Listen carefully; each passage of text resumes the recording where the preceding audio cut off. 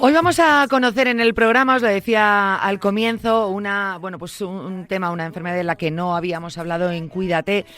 Y bueno, pues respecto a datos, hace poquito se celebraba el Día Mundial de la Disfagia. Respecto a datos de la disfagia, pues es una enfermedad que hay que tener en cuenta, que hay que conocer.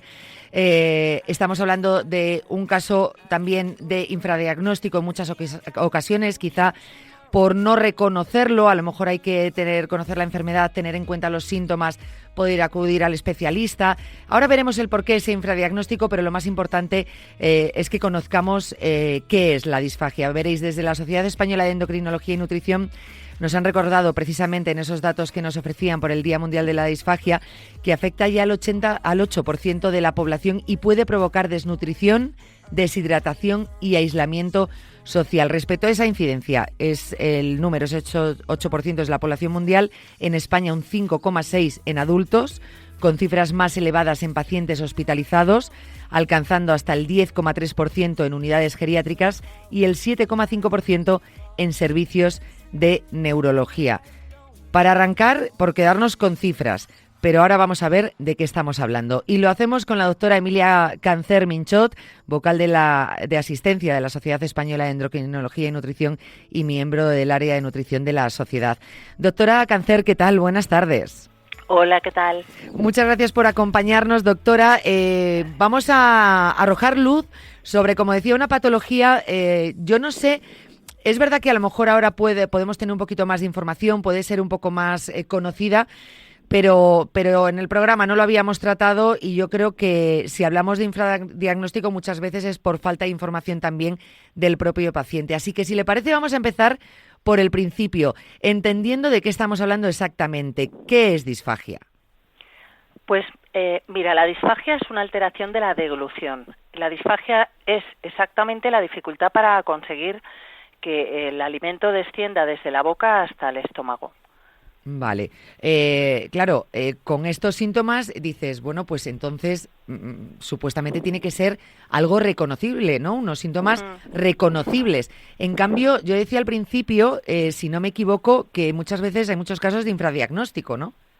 Sí, realmente sí, porque no se llega a sospechar, o cuando se diagnostica es cuando ya ha surgido una complicación grave como es una neumonía aspirativa o el paciente presenta ya una desnutrición severa o ha tenido episodios de deshidratación repetidos. Entonces, ¿cómo podemos reconocer esta patología o cómo tenemos que enfrentarnos a ella? Porque entiendo que muchas veces, bueno, se diagnostican esos casos cuando ya estás en el hospital y entonces ven que tienes un caso de disfagia, ¿no? Si no, ¿hay algunos síntomas que podamos decir, oye, pues a lo mejor lo que tengo es una disfagia? Sí, bueno, lo primero que hay que identificar es la población de riesgo, ¿no?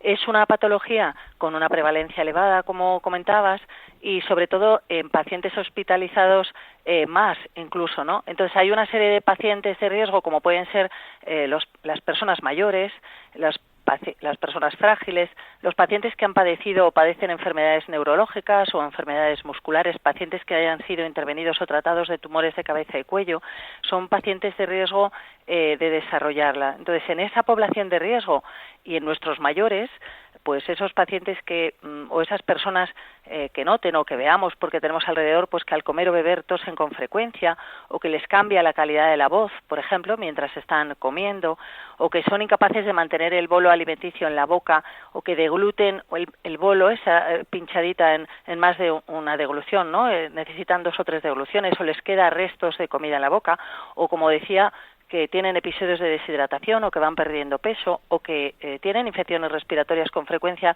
eso nos tiene que hacer sospechar que algo está pasando.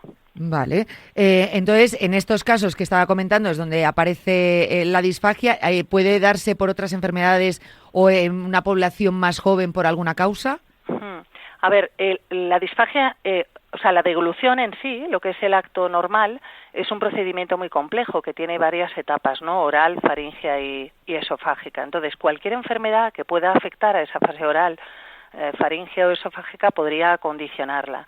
En general, en personas más jóvenes, normalmente lo podemos ver en pacientes que sufren tumores de cabeza y cuello, que se someten a intervenciones quirúrgicas para curarse, pues importantes, o reciben tratamientos con quimio y radio, también que pueden dejar secuelas, lo que llamaríamos disfagias estructurales, ¿no?, de causa estructural, y que afectan a esa parte del cuerpo y que afectan a la deglución. No podemos olvidar que la deglución, en ella participan más de 30 músculos y 5 pares craneales, entonces todo lo que pueda alterar esas estructuras lo puede condicionar.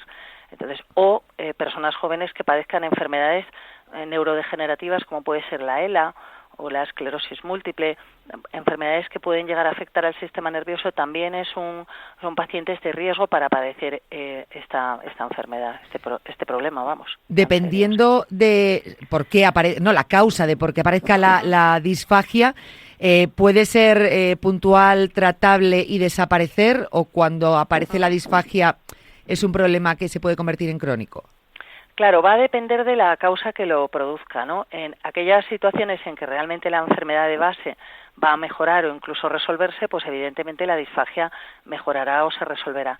En muchos casos, evidentemente no, porque la disfagia más frecuente es la que afecta a la cavidad oral y al esófago, que se llamaría, o a la faringe, para que lo entendamos, a esas fases orales y faringes. Lo que es la disfagia orofaringea, que es el 80% de ellas, y es una disfagia funcional, y acompaña en el transcurso de estas enfermedades, pues en muchos casos no se resuelve, pero sí puede mejorar. Y sobre todo lo que hay que hacer es prevenir las complicaciones que pueden desarrollarse por padecer disfagia y sobre todo por no saber que se presenta, ¿no? Entonces esas son las medidas que hay que hacer. Una cosa que hablamos muchas veces con los pacientes es que es un proceso dinámico. Puedo estar mejor, puedo estar peor. Cuando yo estoy peor porque tengo otro proceso intercurrente, también va a afectar a mi capacidad de tragar y puede que empeore durante una temporada, pero cuando yo me recupere de ese proceso intercurrente que ha aparecido, además de mi propia enfermedad, que mejore, ¿no? Vale, o sea, la disfagia en sí no se puede prevenir, pero sí tratar o prevenir ese desarrollo, ¿no? ¿Y cómo se puede hacer? Sobre todo. O las complicaciones. Sí. ¿Y cómo se puede prevenir o cómo se puede ayudar, no? Bueno, a ver, lo que hay que hacer de entrada siempre es sospechar en un paciente que, como os comentaba, tuviera esos síntomas de alarma, ¿no?, que nos hagan pensar que está presente, y si eso ocurre, lo que hay que hacer es un cribado, una valoración clínica para saber realmente si existe una alteración de la deglución. Por eso decía que a veces en la convivencia en el día a día pueden aparecer síntomas de alarma que a uno no le llaman la atención, pues pero sí que son realmente un síntoma de alarma, ¿no? Entonces, cuando existan, pues hay que consultar con el profesional para que se valore o se remita a las unidades específicas. Hay que hacer un cribado, ¿no? Los cribados son valoraciones clínicas que se pueden hacer a pie de cama o en la consulta para detectar o tener más claro si realmente existe disfagia. Y además, una cosa que sí quería comentarte, porque me parece importante, es que para nosotros los endocrinos es clave saber si un paciente tiene disfagia, porque es un factor de riesgo para presentar desnutrición. Entonces, normalmente la valoración de la disfagia debe ir acompañada de una valoración también de la situación nutricional, ¿no? Es una dualidad que hay que contemplar, y ambas cosas en esa valoración, ¿no? Entonces, un paciente que se desnutre también tiene peor su musculatura. Hemos dicho que una parte importante de los órganos que participan en la deglución son los músculos, y si mis músculos funcionan peor, pues mi capacidad de tragar es peor, ¿no? Entonces, es un círculo cerrado. Entonces, evidentemente lo que hay que hacer es diagnosticarla. Entonces, ante la duda hay que consultar. Y en una persona mayor, una persona que tiene, hay que no olvidarse, comentábamos que hay enfermedades que la producen, pero también el envejecimiento produce una cosa que se llama presbifagia, que es la disfagia que aparece con la edad, y envejecer, si Dios quiere y llegamos todos a ser mayores, pues vamos a envejecer todos, ¿no? Y entonces en el envejecimiento va a haber una alteración de la deglución que es innata y que va acompañándola, ¿no? Sin necesidad de tener más enfermedades que la condicionen, ¿no? Los cambios en la dentición, en la propia lordosis cervical, la elasticidad de los tejidos, la fuerza de la musculatura de la lengua, por ejemplo, para impulsar el alimento, etcétera, todo eso va a condicionarla. Entonces hay que tener en cuenta que cuando nos hacemos, por ejemplo, mayores, pues puede que me pueda atragantar más o tener problemas para para masticar, etcétera, ¿no? Entonces, aquellos pacientes que diagnosticamos de disfagia, lo que hacemos es adaptar la alimentación. Hay una serie de medidas generales y de consejos de higiene, etcétera, que si queréis podemos comentar, que pueden facilitar o reducir el riesgo de presentar complicaciones, que al final es lo que va a condicionar la supervivencia de las personas, la calidad de vida y su propia mortalidad, ¿no? Sí, me interesa hablar de ello porque aparte, entre otras cosas, por ejemplo, en el caso de las personas mayores, que siempre decimos, bueno, porque hay que estar mucho más pendientes, la deshidratación, que ya de por sí, pues llega mucho, ¿no?, a esas edades. Estamos hablando de, no es un problema menor la disfagia, o sea, deshidratación, desnutrición, hay que estar muy, muy pendientes. Entonces, ¿qué es lo que se puede hacer? A ver, en general, cuando un paciente, centrándonos en la disfagia orofaringea, que como os he comentado era la más frecuente, pues en general hay un tratamiento que se llama compensatorio, que significa adaptar tanto la alimentación como la textura de la alimentación como la viscosidad de los líquidos a las características del paciente, y va acompañado de una serie de cuidados generales de higiene de cavidad oral. Por ejemplo, pues cuando sabemos que una persona tiene disfagia y que sí va a poder alimentarse por boca, porque algunos pacientes no pueden, pero los que sí van a poder, pues evidentemente tienen que estar en un entorno adecuado, es decir, en un ambiente tranquilo, relajado, sin ruidos, por ejemplo, no dar de comer a una persona que no puede estar alerta, ni obedecer órdenes sencillas manteniendo la comida en la boca, de forzar esa situación cuando un paciente tiene un nivel de conciencia que no es exactamente el correcto. Sí que hay que favorecer, por ejemplo, que las personas con disfagia, eso no significa que le tengamos que dar de comer en la boca, ¿no? Pues favorecer la autonomía del propio paciente o de la propia persona. Existen menaje adecuado para las personas con disfagia o que han sufrido, por ejemplo, un ictus y que tragan peor, pues existe menaje tanto en cubiertos como en vasos especiales para que las personas con disfagia pues tengan una deglución más segura, ¿no? Es muy importante, por ejemplo, la higiene de la cavidad oral. Hay que lavar la boca antes de comer y después, porque las bacterias que se quedan en la boca pues son mucho más patógenas y mucho más peligrosas y favorecen mucho más infecciones silentes en nuestros pacientes. Y luego las posturas, pues hay que comer, siempre decimos pues con la barbilla un poquito hacia abajo, que haya una distancia como de 4 dedos hasta el esternón para que la deglución sea más segura, no con la cabeza, moviendo la cabeza hacia todos los lados, o con el paciente, por ejemplo, encamado, medio tumbado, ¿no? A la hora de adaptar la alimentación, pues sí que se dan recomendaciones generales. Hay que evitar las dobles texturas que llamamos, por ejemplo, la leche con galletas. No, un paciente con disfagia no debería haber grumos, no debería haber tropezones, como digo yo, ¿no? Pues las sopas con arroz, ese tipo de cosas. Tiene que ser un alimento de textura homogénea, ¿no? Hay que evitar alimentos pegajosos, alimentos que pasen de sólidos a líquidos, que se puedan resbalar en la boca, que sean muy duros, que tiendan a desmenuzarse en la boca, ¿no? Es mucho más seguro si lo que toma el paciente y se deglute pues tiene una consistencia homogénea y regular, ¿no? Y luego la industria pues ha desarrollado lo que son los espesantes que permiten facilitar la hidratación, porque podemos modificar la viscosidad de los líquidos a las necesidades que tiene el paciente. Cuando un paciente tiene disfagia, hay pacientes que no pueden tomar una consistencia del líquido como el líquido, el agua corriente, pero sí una consistencia que se clasifica como néctar, que podría corresponder pues una consistencia como si fuera un zumo de melocotón. No significa que los zumos cuando pone néctar deban servir para disfagia, sino que es esa consistencia. Hay otros pacientes que requieren una consistencia más parecida a la miel, hay otros pacientes que no, que tiene que ser una consistencia como puede tener, por ejemplo, un yogur, y eso se permite o se puede realizar con los espesantes, que además están financiados al alcance de las personas que lo necesitan. No hay que confundir las gelatinas con lo que se llama agua gelificada.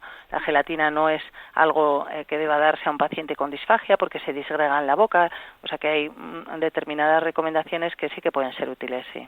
Muchas recomendaciones, porque respecto a lo que es la disfagia, y nos estaba explicando, a priori, pues tu cabeza o tu razonamiento te diría determinados alimentos que ahora está comentando que no. Pues una gelatina a priori, pues puedes decir, ¿por qué no, sí, no? O una leche con galletas, que es más blandito, ¿por qué no, no? O sea, es complicado. Tiene que ser homogéneo y tiene que no disgregarse en la boca y no dispersarse, y eso es lo que va a hacer que la deglución sea segura. O sea, lo que hay que tener en cuenta es que una persona que tiene disfagia ya es una persona en riesgo tanto de desnutrirse como de deshidratarse como de atragantarse. Todo lo que facilite esa deglución y la haga eficaz, es decir, que permita que se nutra adecuadamente y se hidrate, y la haga segura, es decir, que no se le vaya por el otro lado, ¿no? Esa manera de decirlo de forma sencilla, que no me atragante, que no se me vaya por la vía respiratoria, pues se puede conseguir con lo que se llaman medidas compensatorias. Vale, entonces vuelvo un momentito al principio por lo que está comentando ahora, ¿no? Cómo debería ser esa alimentación. Si nosotros en casa, por ejemplo, nos fijamos, pues si tenemos personas mayores en casa, ¿no? En esas alarmas o que nos pueden hacer sospechar, ¿no?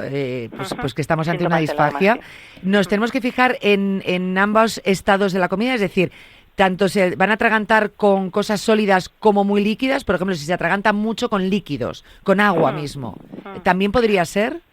Claro, bueno, vamos a ver, hemos hablado de la disfagia orofaringea funcional, que es en la que está afectada la fase oral, la faringea y la parte inicial del esófago. En ese caso, normalmente la disfagia comienza con problemas con los líquidos. Generalmente son pacientes que empezamos a ver que igual con alimentos un poquito triturados, pues una croqueta, son capaces de deglutir adecuadamente, pero normalmente la alarma empieza con la consistencia líquida. Es verdad, como te comentaba, sí que a la hora de hacer una valoración clínica existen herramientas que nos permiten clasificar un poquito la textura que tiene que tener el alimento y la viscosidad del líquido en cada paciente. Entonces hay pacientes que sí son capaces de mantener una alimentación oral de alimentos de diferente consistencia, normalmente blandos, pero como puede ser tortilla, buñuelos de bacalao, croquetas, es decir, consistencias blandas, pero de alimentos que sí que llegan a tener algún grumo. Lo que yo comentaba antes son medidas como muy generales, cuando no sabes muy bien dónde te estás moviendo, esas medidas son más seguras, pero cuando tú ya has evaluado adecuadamente al paciente, hay pacientes que sí pueden alimentarse con alimentos, lo que puede ser una dieta blanda, por ejemplo, pero que requieran modificación de la consistencia y de la viscosidad del líquido, ¿no? Y luego existe un tipo de disfagia que no te he comentado porque es menos prevalente, pero que también como tal es una alteración de la deglución en los problemas esofágicos. Aquellos pacientes con tumores, por ejemplo, de esófago, en estos pacientes normalmente es al contrario, es decir, noto que los sólidos no me pasan, ¿no? Noto un tope al deglutir, no puedo tragar, tengo una dificultad para que el alimento no descienda, no pase adecuadamente o acabo vomitando, ¿no? Cuando una persona nota que toma bien los líquidos correctamente y en cambio el sólido se le queda ahí como atascadito, ¿no? Hay que pensar que se puede tener un problema en el esófago y en algunos casos puedes tener un tumor o alguna estenosis secundaria, pues no sé, alguna esofagitis crónica o incluso hay alguna enfermedad muscular del esófago que es poco frecuente pero que existen, como puede ser la chalasia, que condiciona alteraciones de la deglución a nivel esofágico y como te decía, el paciente no lo nota con los líquidos, en cambio lo nota con los sólidos, pero es bastante menos prevalente que lo que es la disfagia orofaringea. Por lo que veo, son muchos aspectos, ¿no? Donde tenemos que hablar de disfagia. Yo quería ir un poco, bueno, pues de manera general conocer lo que es la disfagia y sobre todo esos síntomas de alarma, pero creo que falta mucha información. De hecho, por este Día Mundial de la Disfagia, que fue hace unos días, y por esa información que nos llegaba desde la Sociedad Española de Endocrinología y Nutrición, ¿cuáles son esos retos a los que nos enfrentamos ahora mismo o desde la sociedad? ¿Qué mensaje quieren lanzar y dónde hay que trabajar ahora? Bueno, yo creo que lo que está claro es que es una patología que tiene suficiente prevalencia y repercute tantísimo en la vida de nuestros pacientes y de nuestros mayores, ¿no? Que es importantísimo dotar que el sistema sanitario esté adecuadamente dotado para poder trabajar de forma multidisciplinar en la atención de estos pacientes. Los endocrinos yo creo que tenemos un papel clave porque, como te comentaba, pues va de la mano, ¿no?, de la situación nutricional del paciente, de su situación de hidratación y de su calidad de vida, pero hay que facilitar el trabajo en equipo con otorrinos, rehabilitadores, logopedas y con todos los especialistas que atienden patologías comunes o que puedan producirlas, ¿no? Geriatras, médicos internistas, digestivos, neurólogos, oncólogos. Entonces, lo que hay que intentar, los retos son facilitar la implementación de esta atención en los hospitales. En algunos hospitales ya tenemos unidades que funcionan para el manejo de nuestros pacientes, pero sí que hay que poner herramientas que faciliten la creación de esas unidades y dar ese paso hacia adelante, ¿no? Entonces, uno de los retos es llegar a poner en marcha en todos los hospitales unidades que puedan atender adecuadamente a nuestros pacientes y que exista la posibilidad o que se facilite, ¿no?, también desde la Administración la posibilidad, pues teniendo más recursos en personal y más posibilidades de trabajar. Luego han ido surgiendo también, que creo que puede ser interesante, pues algunas cosas, algunas estrategias, como por ejemplo, pues se han unificado los criterios a la hora de hablar de distintas texturas de alimentos o de viscosidades de líquidos, y han aparecido pues documentos y grupos de trabajo a nivel internacional que tenemos el reto de implementar ese tipo de estrategias que han puesto en marcha hace unos años. Pues es responsabilidad nuestra, también de los profesionales, irlas implementando en los hospitales para que se modifique adecuadamente la dieta de nuestros pacientes en función de sus necesidades, y luego recoger información para el cuidador y para las familias, no solo para el paciente. Desde la sociedad se promueve muchísimo el trabajo para y por los pacientes, y tenemos, por ejemplo, el aula virtual de la Sociedad Española de Endocrinología y Nutrición, recoge distintos programas de formación para pacientes, cuidadores, familiares y profesionales, y uno de los temas que se trabaja es la disfagia ya desde hace años, pero hay para paciente con cáncer, paciente intervenido de patología digestiva, etcétera. Es decir, que yo creo que desde las sociedades científicas debemos promover también la posibilidad de establecer herramientas que informen a la población y que sepan dónde pueden recurrir o cómo formarse o cómo aprender a detectarlo o a tratar a su familiar, ¿no?, en casa y en ese momento, cuando lo necesitan, ¿no? Entonces, yo creo que eso todos son retos. Quiero desde aquí también decir que hay una serie de han dado un paso hacia adelante, pues la restauración. Existen restaurantes que ya tienen una carta específica para pacientes con disfagia, para facilitar ese acto social que es tan importante para todos, ¿no?, que celebramos tantas cosas comiendo, y ese sería otro de los retos, facilitar a la restauración el que puedan poner en marcha estrategias para dar de comer a las personas con disfagia también, y cuando se come fuera de casa, ¿no?, que siempre es una limitación para estos pacientes. Totalmente, bravo por ellos, porque es verdad, bueno, decíamos al principio, ¿no?, que también tenía un impacto emocional en los pacientes de disfagia, pues el normalizar, ¿no?, esa vida, el poder salir con la familia a comer, el poder ir a cualquier sitio, ¿no? Eso sería muy bueno. Nosotros nos sumamos a esos retos, por lo menos con la información, ¿no? Y bueno, pues pedirle tanto a cuidadores, familiares que conozcan o que sepan reconocer esta enfermedad, que tengan un diagnóstico y luego esa información para acompañar a los pacientes con disfagia.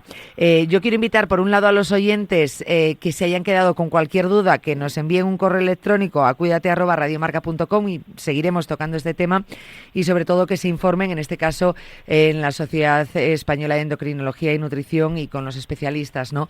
Bueno, pues para conocer un poquito más si se han quedado con alguna duda o si creen que necesitan esa formación. Esto va más para cuidadores, ¿no?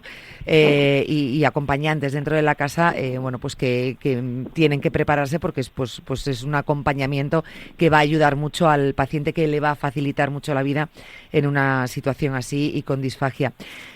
Doctora Emilia Cancer-Minchot, muchísimas gracias por haber estado con nosotros. Yo se lo dejo aquí. Si llegan las consultas, en 2026 volveremos a hablar, si le parece bien. Genial.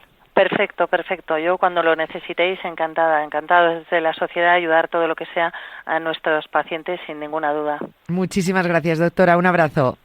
Gracias.